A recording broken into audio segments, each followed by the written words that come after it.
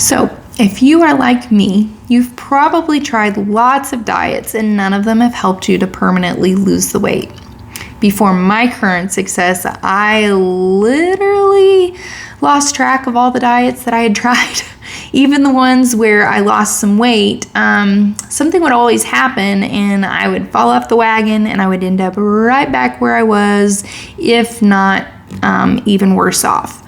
Now, I've lost over 40 pounds now, and I'm still dropping with no signs of going back because this has become a complete lifestyle change for me. So if you're interested in learning some of my secrets and the exact plan that I've used, stay with me for the next few minutes. I'm Jordan, by the way, and this is my channel where I share about how God has set me free from food addiction, and I talk about other areas of my life that I have overcome or am in the process of overcoming. I love the verse Philippians 1:6. It says that he who began a good work in you will carry it on to completion until the day of Christ. Now, let's dive into it. What was my diet plan? First, I will tell you that this did take some trial and error on my part. I started with a broad plan and ended up tweaking it over time. My overall goal was to get to keto or low carb, which I now do successfully, and it's a lifestyle for me.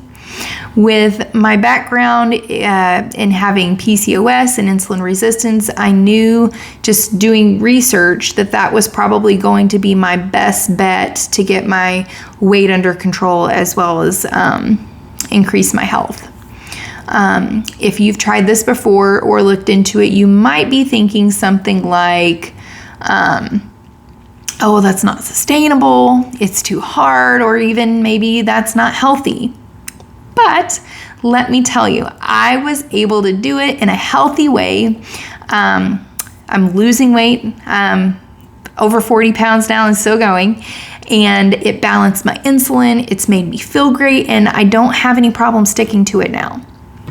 So here is secret number 1. You need to ease into it. I had to let God help me make some mindset shifts in order to do this. Before, I'd always jumped into diets with both feet, and it was just too much. I'd get horrible cravings, headaches, felt awful, and of course wouldn't stick to it because I felt so terrible.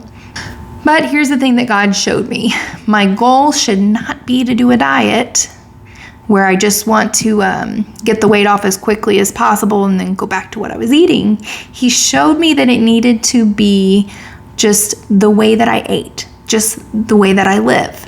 And so once I set that as my focus, I stopped trying to just go cold turkey, and I started thinking of how can I ease into this and make it so that I can actually stick with it. The way that I did it was by allowing myself to have certain carb foods with each meal. So it may have looked something like this. My breakfast could have been some eggs, and I would allow myself to have a piece of fruit with it. I also did that with like a keto yogurt and blueberries, just different things like that. My lunch might have looked like a chicken salad, and maybe I let myself have another fruit there, or maybe I have a baked potato with it. Dinner might have looked like I have a piece of grilled chicken with veggies, and maybe I have a sweet potato or a regular potato. My goal was that I was going to keep my carbs a little bit higher, but do it with relatively healthy foods, even if they were a little bit starchy. Because my diet previously had been super high in carbs. We're talking refined sugars, processed foods, fast food, all the things that you shouldn't be doing. That's exactly what I was doing. So I didn't want to shock my body, so I still was giving myself some carbs, just a more healthy kind of carb. And then that allowed me to reduce my carbs over time so that it wasn't such a shock. Secret number 2, I scheduled for myself what I called weight loss days and maintaining days. Weight loss days are days where I plan to eat and exercise in a way that should cause me to drop some weight that day. Maintaining days are days where I eat in a way that just helps me maintain. So with those days, I might have a little bit higher carb.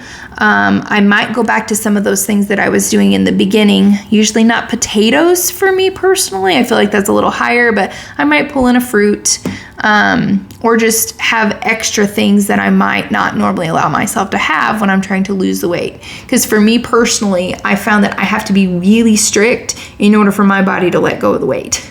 So the problem with that is that if I'm that strict every day, that's really hard to stick to. And you might be feeling that if you've tried this in the past. I've actually done the keto diet years before and had some success with it, but my mistake with that was that I tried to go really strict and do that every day, and that really wasn't sustainable for me personally. So give yourself some days where your goal is to lose weight and you're going to be strict and you're going to do your exercises, and then give yourself those days where you are allowing yourself a little more wiggle room. Now, it's important to add, when I say maintaining days, those are not cheat days. I personally do not suggest cheat days, because I feel like what that does is it causes us to have more temptation, partially because when we have like those really high cheat days, it causes our body to crave more carbs and sugars. The other part of that is that I feel like it encourages you to fall back into your old ways. I personally used to have a really bad habit of, when I was dieting, I'd give myself a treat and I would say, oh, well, I'm already off the diet. What does it matter? I'll just eat what I want. Well, that's turned into binging. That binge day turned into me craving really bad, and then I continued it the next day, always while telling myself, I'll start tomorrow, or I'll start on Monday. If you are hearing me right now and any of this sounds familiar, you know that normally turns into just I'm right back to my old lifestyle, and unfortunately, you are still stuck in that cycle of shame and guilt and packing on weight. So, maintaining days, not cheat days. I'm not saying that you can't ever have anything that is quote unquote bad again, but in the beginning especially, while you're trying to change your lifestyle, this just isn't a great idea. Something to keep in mind. Now, here is a pro tip on your maintaining days, especially when you first start them. Weigh yourself about 24 hours after you've had your maintaining day. Do it in the mornings before you've had anything to eat or drink.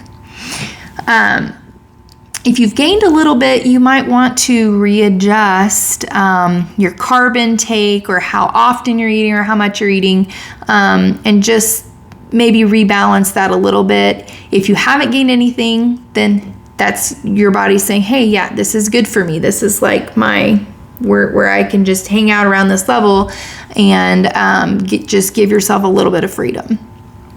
Now, here's my not so secret number 3. And that is that I submitted my eating and my lifestyle to God. Ultimately, this is what has made the biggest difference over everything else. Once I truly gave it over to Him, He has given me what I call a supernatural strength to change this area of my life.